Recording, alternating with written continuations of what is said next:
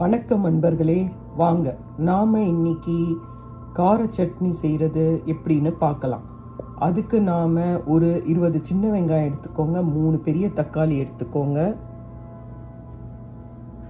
2 வரமிளகாய் எடுத்துக்கோங்க, 2 காஷ்மீர் சில்லி எடுத்துக்கோங்க, சிறிதளவு புளி, நெல்லிக்காய் சைஸ் புளி எடுத்துக்கோங்க, நீங்கள் 7 பல் பூண்டு எடுத்துக்கோங்க. நான் இது ஒரு பெருசாக இருக்கிறனால நான் 6 எடுத்திருக்கேன். 7 பல் பூண்டு எடுத்துக்கோங்க.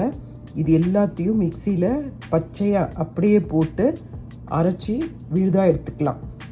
நீங்கள் இந்த தக்காளியை கட் பண்ணிக்கிறேன், ஏன்னா இதில் நான் கட் பண்ணி காட்டல. தக்காளியும் கட் பண்ணி மிக்சியில் இது எல்லாத்தையுமே அப்படியே போட்டு இதை பேஸ்ட்டாக அரைச்சி எடுத்துக்கோங்க. எல்லாத்தையும் மிக்சியில் போட்டாச்சு.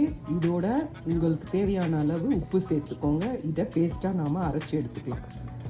இப்போ பாருங்கள், நான் 2 டேபிள் ஸ்பூன் நல்லெண்ணெய் எடுத்திருக்கேன். அதில் கடுகு, உளுத்தம்பருப்பு, பெருங்காயம், கறிவேப்பிலை போட்டு ஃப்ரை பண்ணியிருக்கேன். இதில் நாம் அரைச்ச பேஸ்ட்டை விட்டுடலாம். அரைச்ச பேஸ்ட்டை நான் விட்டுட்டேன். இப்போது நாம் இதில் 1 ஸ்பூன் வெல்லம் சேர்த்துட்டு இதை நாம் நல்லா கிளறி விடுவோம். உங்களுக்கு காரம் நீங்கள் அதிகமாக சாப்பிடுவீங்கன்னா நீங்கள் இன்னும் கூட வரமிளகாவை ஆட் பண்ணிக்கலாம். இது அப்படியே அடுப்பில் எண்ணெயில் நல்லா கிளறி விடுங்க. நல்லா சுருள வந்த உடனே ஸ்டாப் பண்ணிவிடுங்க. இது இட்லி தோசைக்கெலாம் சாப்பிட்றதுக்கு ரொம்ப நல்லாயிருக்கும். நான் நல்லா கலரின பிறகு இதில் அப்படியே ஆயில் பிரிஞ்சு வரும். அந்த ஸ்டேஜில் நான் உங்களுக்கு காட்டுறேன்.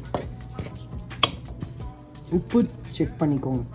இது நல்லா கொதித்து திக்காகணுங்க. தட்டை போட்டு மூடி வைங்க. தட்டை போட்டு மூடுனீங்கன்னா இல்லைன்னா தெளிக்கும்.